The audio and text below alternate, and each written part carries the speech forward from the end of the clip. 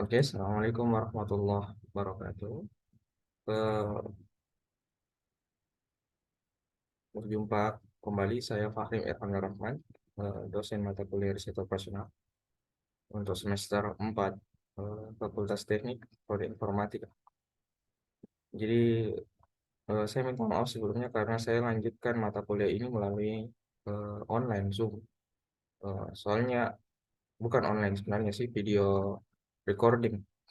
Ya, soalnya kemarin lagi sibuk sama akreditasi sampai waktunya agak mepet nih. Nah, ini kan sekarang sudah selesai mid.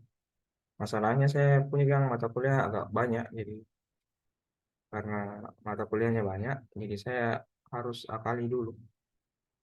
Nah, akalinya dengan seperti ini karena kalau saya ikuti semua maka saya tidak bisa mengisi semua mata kuliah karena numpuk.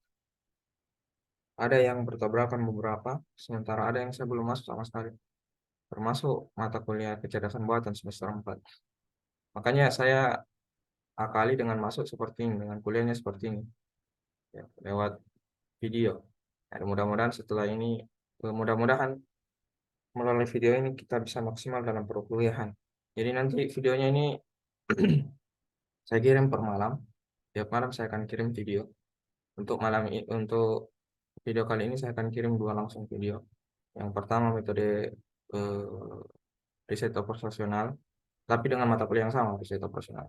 Mungkin saya akan selesaikan semua videonya pekan ini untuk riset operasional, dan pekan depan saya akan mulai video mata kuliah Matematika Informatika 4, dan pekan depannya lagi, dua pekan yang depan, saya akan mulai mata kuliah kecerdasan buatan. Eh, saya harap nanti video ini ditonton dan ditanyakan kalau ada sesuatu yang tidak dimengerti dari video ini.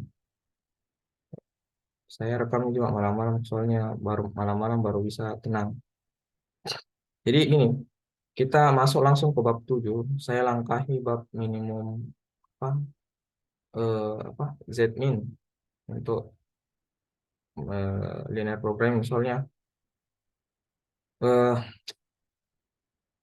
enggak ada waktu juga kalau ini sama bahas. Hampir sama dengan mata kuliah apa materi Z-max sih sebenarnya.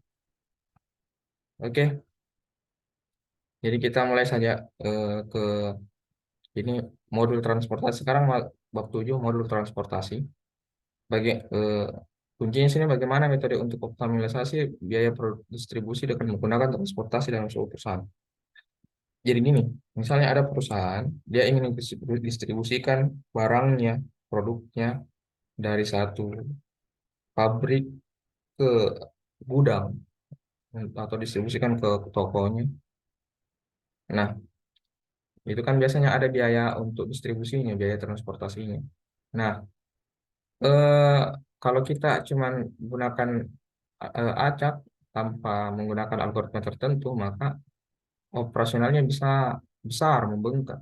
Nah, untuk mengoptimalisasi biaya operasional dalam hal transportasi, kita gunakan modul transportasi, metode transportasi.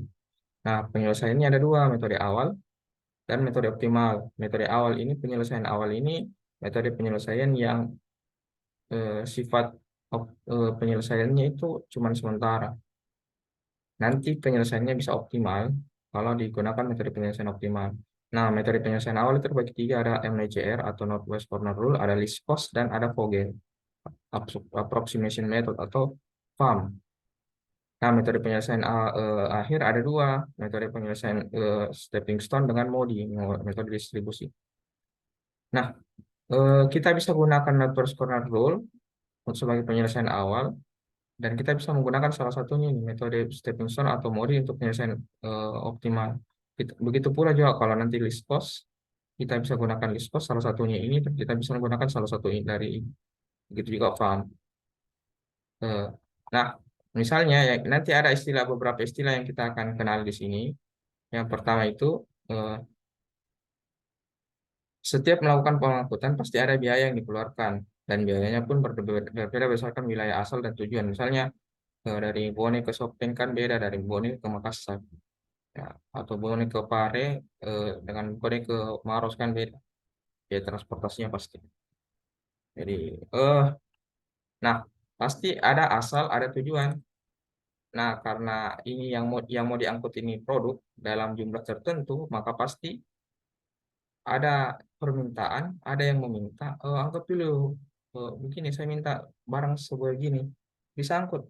Oh, iya, berarti ada namanya stok, ada permintaan. Stok itu jumlah berapa jumlah barang atau produk yang ada di pabrik yang ingin didistribusikan kepada apa? Ke wilayah permintaan. Nah, setelah itu ada biaya, ada rutenya. Biayanya ini per rute. Rutenya ini persatuan juga. Biayanya ini juga persatuan per rute. Maksudnya gini, misalnya ada yang dikirim itu 10 kilogram. Kan 10 kilogram itu kalau dia kan beda-beda rutenya. Nah, tiap rute itu beda juga biayanya per satuan barang. Ya, misalnya 1 kilo dari Maros ke Bone itu beda antara Maros ke Pari juga atau Maros ke Makassar beda. Ya. Hmm, saya rasa agak cukup jelas kalau dari sini. Mungkin. Jadi misalnya gini, suatu perusahaan memiliki 3 pabrik yang berada di W, H, dan P. Jadi W, P, H ini pabriknya, eh, terus sedangkan produk tersebut akan didistribusikan dan dialokasikan ke 3 gudang. Namanya gudangnya A, B, C. Nah, kapasitas pabrik dan kebutuhan gudang dan biaya pengangkutan ke di tiap gudang adalah sebagai berikut. Ada ini W punya stok 90 ton, ini punya stok 60 ton, ini punya stok 50 ton, jumlahnya 200 ton. Kebutuhan gudang A, B, C itu A-nya 50 ton, B 110 ton, C 40 ton, jumlahnya 2.200 ton. Nah, perhatikan baik-baik, yang minta itu pabrik, yang minta itu gudang, yang punya stok itu pabrik, ya. Nggak boleh ini yang minta itu lebih besar daripada yang stok, nggak boleh. Nggak boleh. Jadi biaya pengangkutan setiap ton dari pabrik ke gudang. Perhatikan baik-baik. Pabrik itu W itu 20. Jadi dari W ke A itu 20 per ton. W ke B itu 5 per ton. W ke C itu 8 per ton. Jadi P ke A ini 15 ton. P ke B ini 20 ton. P ke C ini 10 ton. P ke H ini 25 ton. P ke B ini 10 ton. P ke C ini 19 ton. Jadi jalur-jalurnya masing-masing ada. Dan ini tonnya. Jadi ini stoknya dan ini demand-nya, permintaan. Oke, kita lanjut. Perhatikan baik-baik. Jadi misalnya ini, eh, saya rasa ini sebenarnya sudah pas ya, sudah benar. Apa lagi nih? Sudah benar. Ini langkah-langkahnya per step ini yang saya buatin. Mungkin sudah jelas sebenarnya, agak cukup jelas. Cuma memang di sini salah. Sorry, di sini salah. Jadi eh, di sini saya perbaiki. Jadi untuk NWCR, metode ini penyelesaian awal ini menggunakan step yang selalu distribusi dari kiri atas, yang sini. Jadi dari sini yang hijau ini diisi satu-satu kayak mencongklang. Jadi perhatikan dia selalu mengisi dari WA, WB, WC, PA, PB, PC, HA, HB, HC. Kayak gitu. Jadi dia northwest corner rule dari eh, apa? Kalau northwest corner itu berarti utara timur, utara barat, ya utara barat laut. Northwest corner.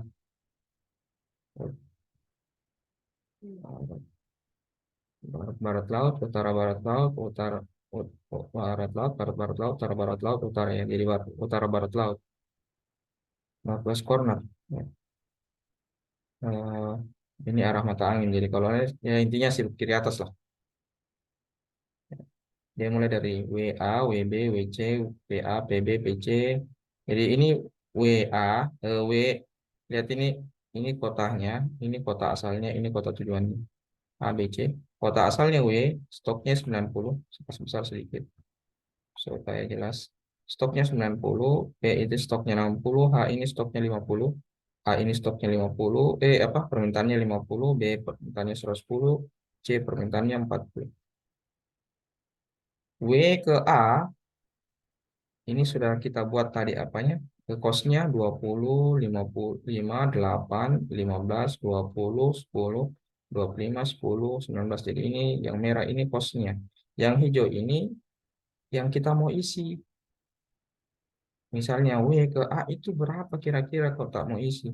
W ke A karena permintaan karena stoknya ada 90 dan permintaannya ada 50, maka W ke A itu kita isi langsung 50 saja karena permintaan lebih kecil daripada stok.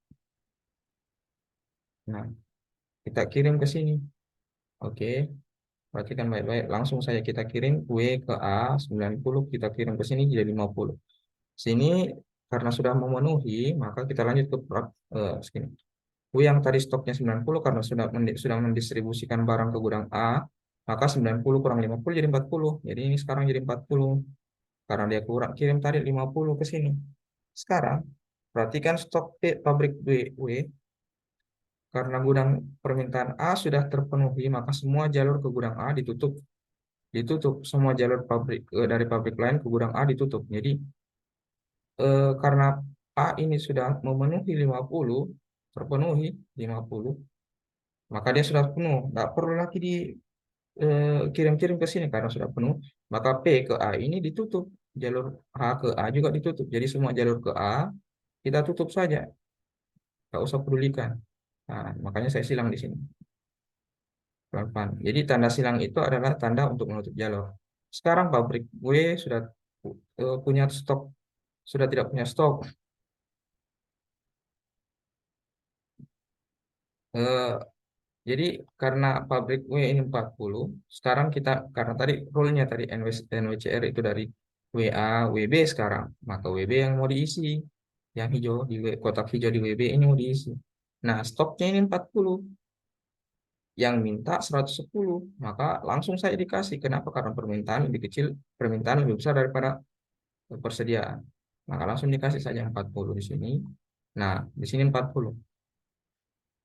Nah, pabrik W itu sudah habis karena dia dikasih tadi 40 di sini. Maka dia semua pabrik W, jalur pabrik W itu ditutup. Nanti ditutup di sini. Setelah itu 140 karena gudang B ini sudah terpenuhi tadi 40. Nah, awalnya tadi 110 terpenuhi 40, maka 110 kurang 40 sama dengan 70. Ya, jadi 70. Jadi stoknya apa ini demand-nya permintaannya tinggal 70 yang harus dipenuhi. Nah, pabrik kue karena sudah kosong stoknya, maka kita tutup semua yang jalur di pabrik kue. Nah, sekarang jalurnya gini, jadi kita tutup di sini karena sudah kosong ini. Nah, pabrik P lagi, selanjutnya P dengan permintaan selanjutnya perhatikan semua jalur tutup yang tidak bisa dilalui lagi dan kita melanjutkan ke yang masih terbuka. Jadi tadi NWCR kan selalu WA, WB, WC karena WC sudah tertutup, maka tidak usah dipedulikan. Kita ke PA lagi. Nah, PA sudah ditutup, maka kita ke PB. PB terbuka, maka PB kita ke eksekusi lagi. P punya stok 60, B punya stok 70, maka 60 didistribusikan ke sini langsung.